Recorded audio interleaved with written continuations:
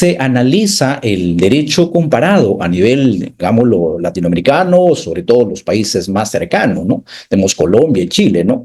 Cuando revisamos nuestro sistema en parte jurídica, en parte civil, encontramos que cierta similitud. Por ejemplo, en Colombia, por ejemplo, en Chile, que hay una diferencia. Chile solamente tiene los apoyos, no tiene la salvaguardia, ¿no?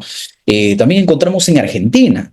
Entonces, el Código Civil recoge de otras instituciones, de otros códigos, de otras jurisprudencias, que en la mayor parte del derecho romano. Y de hecho estas instituciones como la tutela no es que sea pues de repente tiempos ya contemporáneos, ¿no? ¿Y eso por qué? La pregunta que deberíamos hacernos es ¿por qué existen estas figuras, estas instituciones jurídicas?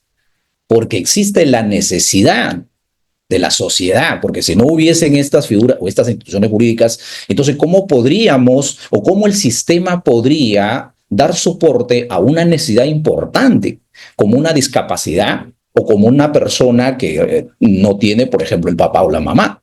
Entonces, por ello es importante traer a colación el derecho romano y las demás instituciones que básicamente pues, nos permiten analizar cómo es que se desarrolla nuestro Código Civil y por qué están plasmadas las disposiciones como la tenemos. Entonces, como ya los colegas anteriores habían desarrollado temas importantes como la tutela, ya creo que a esta altura la tenemos bien en clara, la gran diferencia, lo que es una tutela, lo que es una curatela y los apoyos a las salvaguardas. Pero aquí gráficamente queremos dejar sentado, por ejemplo, la tutela, ya sabemos que son para los menores de edad, porque los niños son incapaces jurídicamente para poder realizar actos jurídicos. Y también el tema, por ejemplo, de los apoyos que, claro está, con el decreto 1384, modifica el tema, como lo dijo el doctor en la exposición anterior, sobre la figura de la curatela, lo cual está contemplado dentro del código, o estaba contemplado dentro del código pues, de civil y se venía manejando básicamente de esa manera, pero a raíz de las modificaciones a nivel internacional sobre la discapacidad de las personas, entonces entra en vigor en el 2018 en septiembre pues este decreto, lo cual es muy importante. Es importante porque simplifica el proceso para que la persona que, por ejemplo, es evidente que no tiene o que no puede ver o que está en sillas de rueda, no es que no pueda manifestar la voluntad. No es que no pueda. Él sí puede manifestar la voluntad. El problema es que no puede materializar o no puede llevar a cabo al 100% esa voluntad. Entonces, por ello es importante este decreto que entra a tallar, dice, bueno, pues ahí está el apoyo. Materializa a través de ello entonces con tu apoyo, pero no sigues el procedimiento de la curatela, es un problema. ¿Y qué pasa con la persona que está en coma? ¿Qué ocurre con la persona que está en coma? ¿Podría entonces manifestar voluntad? No puede manifestar voluntad. Entonces, en esa situación, pues, podría entrar la curatela, claro. Desde mi punto de vista diría, oye, ¿por qué no se eliminó la curatela del Código Civil? Porque si ya tenemos para los discapacitados, etcétera, ¿por qué no se eliminó por esta figura justamente? Porque también nada dice que no, una persona que tiene manifestación de voluntad, o sea que sana, tiene todas las capacidades, puede designar a su curador o puede estar a su apoyo. Y por ahí nos preguntaríamos, o sea, si yo soy una persona en este momento que tengo todas mis capacidades, ¿podría designar a un apoyo a futuro? Claro que sí, puedo designar. Y eso lo puedo inscribir al registro público, nada me lo impide. Porque nadie está a salvo de nada. O sea, yo puedo tener un accidente o cualquier problema, entonces ya tengo el tema del apoyo. Por eso es que simplifica este procedimiento. Entonces seguimos, creo que el tiempo es un poco limitado, eso ya los colegas habían comentado sobre la tutela y la curatela, vuelvo a recalco, lo cual ya es clarísimo que existen limitantes, existen funciones, existen pues el tema de repente de excusarse cuando de repente pues para un curador. Ya no me voy a centrar porque ya habían discernido en ese tema, en esa materia, los demás grupos que naturalmente pues voy a ir a lo más importante que tenemos en esta ponencia. Ahora, ¿y qué significa? ¿Qué se diferencia el Consejo de Familia? Soy pragmático en este tema. Todos nosotros conocemos el tema de las empresas. Es una figura importante de aprender, básicamente con ejemplificar este tema. Las empresas, ¿qué tienen? Las empresas tienen los accionistas, tienen los socios y tienen los gerentes. Bueno, pues ahí tienen el tema del Consejo de Familia, es el gerente. Los accionistas que designan a su gerente, ¿no? Entonces, de esa manera, ¿por qué? Porque esto lo que se diseña básicamente o se direcciona para que estas personas puedan velar que se desarrolle de manera correcta la curatela. son los vigilantes que se desarrolle de manera alineada a derecho, porque recordemos que una persona que está en coma y tiene un curador, pues a ver quién dice que este curador puede hacer lo correcto, porque ya saben, si administra dinero, administra bienes, por ahí entran los problemas, ¿no? Entonces la familia, que por lo general el consejo de familia son integrados por la familia, que tienen el interés en la masa económica. Entonces es muy importante tener en cuenta esta figura, porque entonces tenemos por un lado la curatela y por otro lado tenemos al consejo de familia. El consejo de familia son los vigilantes que correctamente se desarrolle ese curador. Ok, vamos a pasar a este tema importante, un poco novedoso, que de repente, pues, del 2018 acá es un tema, pues, que genera mucho debate, de repente, inclusive a nivel registral, ¿no? El tema de los apoyos salvaguardas. Entonces, ¿cuál sería la gran diferencia entre hablar de un apoyo y hablar las salvaguardias? Tendremos que saber diferenciar. En ese tema, los apoyos son de personas y las salvaguardias, bueno, son mecanismos, son herramientas que permiten básicamente que se cumplan el tema de los apoyos. Entonces, yo no podría decir, voy a designar a la salvaguardia a una persona. No, porque esos son mecanismos. Yo designo a una persona porque esta persona que es invidente, esta persona que está en silla de ruedas, como les comentaba, no es que no pueda manifestar voluntad. El problema es que no puede, pongo el caso, si una persona que es invidente no puede irse al banco de repente a firmar, porque tendría un problema. Entonces, para que pueda materializar ese hecho, designa el apoyo. Dice, bueno, pero la voluntad es propia de la persona. No es del apoyo, por eso simplemente es apoyo. Dice, bueno, yo voy a hacer que tu voluntad se cumpla, que tu voluntad, tu derecho, básicamente se lleve a cabo tal como debería ser. Entonces ahí hay que tener en cuenta, ¿no? Dice, los apoyos son herramientas creadas para ayudar a todo ser humano que se encuentre discapacitado a tome sus decisiones según sus deseos y voluntad. Hay una situación importante dentro del derecho que todos somos iguales. ¿Y eso cómo podríamos discernir que todos somos iguales? Pues yo soy alto, yo soy gordo, etcétera, etcétera. Entonces yo no soy igual, no, somos iguales ante la ley. Entonces esto es el problema que se ha venido debatiendo respecto a este decreto 1083 que salió básicamente ¿para qué? Para decir, ok, si todos somos iguales ante la ley, entonces ¿por qué la vamos a discriminar a la persona que de repente está en silla de ruedas? Ese es un acto discriminatorio, lo cual se venía haciendo antes de la salida de este decreto. ¿Por qué vamos a discriminar a la persona que no puede ver? Es una persona que sí manifiesta voluntad. Perfectamente. Entonces, para eso están los apoyos, lo cual viene una modernización a nuestro sistema excelente desde mi punto de vista. Ahora, ¿estos apoyos pueden ser humanos? Sí, claro, como ya hemos comentado, también pueden ayudarse de la tecnología, que magníficamente se puede hacerlo. Y la salvaguardia, como ya había comentado, son mecanismos, supervisa, digámoslo, desde el punto de vista judicial y la protección contra los abusos, porque claro que duda cabe que los apoyos pueden abusar. Pueden abusar. ¿Y por qué, vuelvo recalco, traemos a colación? Porque es una necesidad de la sociedad y no es de derecho de repente contemporáneo, sino ya es del derecho romano que se vienen de alguna manera mejorando estas formas en razón pues de que las personas tenemos derechos. Mira, aquí hay una especie de cuadro comparativo respecto pues a los apoyos, salvaguardia, curatela y tutela. En los apoyos, como ya hemos dicho, es la asistencia para que una persona con discapacidad ejerza su capacidad jurídica. Y es la capacidad de ejercicio. Es la capacidad de ejercicio que tiene la persona. La salvaguardia, supervisión para proteger los derechos de preferencia de quien recibe los apoyos. La curatela, institución a proteger y representar a mayores de edad de incapacidad declarada. Porque claro, como lo dijo el doctor anteriormente, que con el anterior grupo habían comentado ya el artículo 43 y el 44 del Código Civil.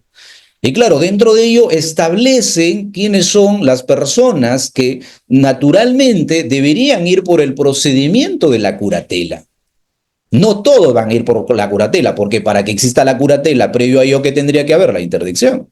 Declarar a una persona que se interdicta, básicamente. Eso significa que una persona, pues, de repente tiene problema con droga, tiene un problema de repente con alcoholismo, que no le permite discernir de manera correcta en la administración de su patrimonio. Y exactamente, entonces el Código Civil ha diseñado esos artículos de manera concreta para que se puedan imputar a una persona que necesita la curatela. Y ahora la tutela sabemos que son menores de edad, porque no podríamos hablar que una persona, pues un niño, que pueda andar en la sociedad realizando actos jurídicos, lo cual sabemos que no es posible. Y para eso se ha modificado obviamente el 43 del Código Civil. Bueno, lo vemos en lámina ahí, no quiero profundizar más porque de repente el tiempo me va a hacer un poco, me va a jugar en contra. Como le decía, ahí el ejemplo, por ejemplo, tenemos el ayuda para comprender sobre un contrato financiero, lo que les había planteado, el tema del apoyo. Es importante, entonces esta persona dice, voy a sacar un préstamo para construir mi casa, etcétera, etcétera, pero no puedo realizar todos los actos, pues, porque no veo. Entonces ahí está el apoyo, ¿no? Y la salvaguardia que se cumpla justamente ese acto jurídico que está realizando. Y la curatela representar a una persona declarada interdicta para administrar sus bienes. Pues ya, obviamente, si es una persona que está en coma, tiene que pasar por un proceso de interdicción judicialmente y luego pues se le nombra el curador.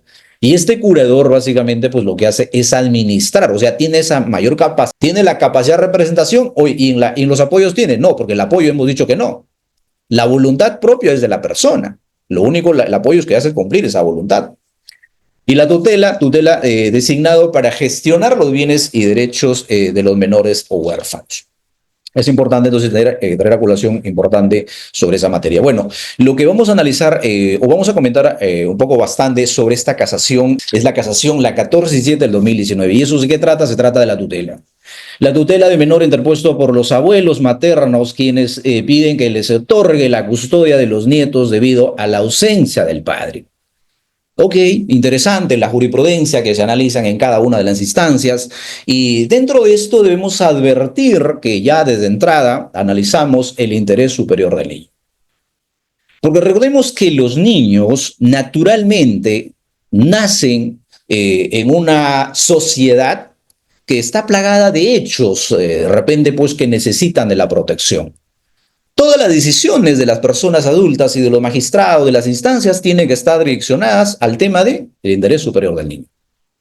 Y si no es así, entonces encontraríamos una vulneración al derecho de esta persona porque no tiene capacidad jurídica. Sí, podríamos, a eso es lo que nos hemos centrado en el análisis. ¿Cuál es la materia controvertida? Se cuestiona si es jurídicamente viable otorgar la tutela a los abuelos de los menores mientras la patria potestad de los padres sigue vigente. Entonces, ¿cuál es la materia en este caso?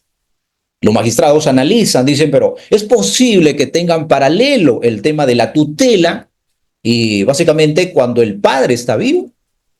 O sea, o es un imposible jurídico, en todo caso, en el análisis. Y eso se centra. La primera instancia que dice, el juzgado de familia desestima la solicitud de la tutela presentada por los abuelos. El juez argumenta que el derecho de preferente de la tutela corresponde al padre, aunque éste resida en el extranjero.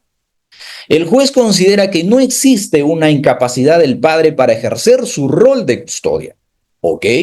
Eso es apegado a derecho, eso es a razonamiento desde el Código Civil, inclusive desde la jurisprudencia, lo cual ha resuelto el juez de primera instancia. La segunda instancia, la Corte ratifica la resolución del juzgado de primera instancia. Sostuvo que en ausencia de pruebas que demuestren la incapacidad del padre para cuidar a su hijo, la tutela debía mantenerse a favor del padre. Bueno, pues los abuelos no tuvieron la carga probatoria necesaria para que se pueda darle pues este importante cuidado del niño. Y la casación lo que resuelve, dice, declaró improcedente el recurso de casación de los abuelos, reafirmando que la tutela de preferente pertenece al padre y que la ausencia temporal del padre no justifica intervenir en la labor. ¿Y cuál es el análisis, cuál es la crítica de esta jurisprudencia? Entonces, lo que hemos dicho en ese escenario. La sentencia prioriza una visión formalista sobre la realidad de los hechos protegidos de los niños y no reconoce su situación real y prevalecer la estabilidad jurídica que otorga la tutela. A ver, si hemos entrado en comentario nada más que el interés superior del niño debería estar por encima de todo. O sea, los magistrados resuelven, dicen, bueno, como no tengo carga probatoria, no le puedo dar la tutela a los abuelos. ¿Cómo sabemos, cómo podríamos defender a ese niño? Si el papá está en el extranjero, ese niño no tiene quien se vaya a representarlo al colegio. Probablemente no sabemos si almuerza, desayuna o merienda. Probablemente no sabemos si sufre de alguna enfermedad. Porque ¿cómo podría ejercer la tutela el padre estando en el extranjero? Eso es lo que no se ha valorado. Según los magistrados dicen, pues no han presentado la prueba para que se pueda otorgar la tutela a los abuelos. Claro que los abuelos ven que el niño está abandonado ven que de repente la sociedad, las personas lo maltratan al niño y ellos intervienen. Pero bajo nuestro sistema rígido, nuestro sistema cerrado, entonces no se analiza, y ojo que esto allá hay casos a nivel internacional que ha llegado a la Corte Interamericana, ¿no? Sobre un tema importante de este análisis, para poder decir que siempre el niño tiene que estar arriba, porque luego tenemos los problemas sociales que tenemos. Entonces, cuando uno llega a un tema penal, ya dice, ¿de quién? ¿A quién falló? ¿Falló el papá? ¿Falló la sociedad? ¿Falló el Estado? ¿Quién ha fallado aquí en este caso, no? Sí, porque son elementos que se analizan justamente para llegar en esa situación. Porque el niño es niño, probablemente en ese momento no siente que la sociedad le está maltratando. Probablemente no siente que el papá la ausencia. Pero tarde o temprano va a tener un problema dentro de la psiquis, entonces ahí viene la situación. Por eso el interés del niño, y esto hay un código especial, básicamente el interés de la protección del niño y del adolescente, lo cual desde nuestro punto de vista hemos creído que no se ha analizado a profundidad para dárselo, pues obviamente, la tutela a los abuelos. Bien, doctor, eso ha sido parte de mi ponencia, por la atención, y pasamos pues a la ronda de preguntas de cuál pues está diseñado esta ponencia, doctor. Gracias.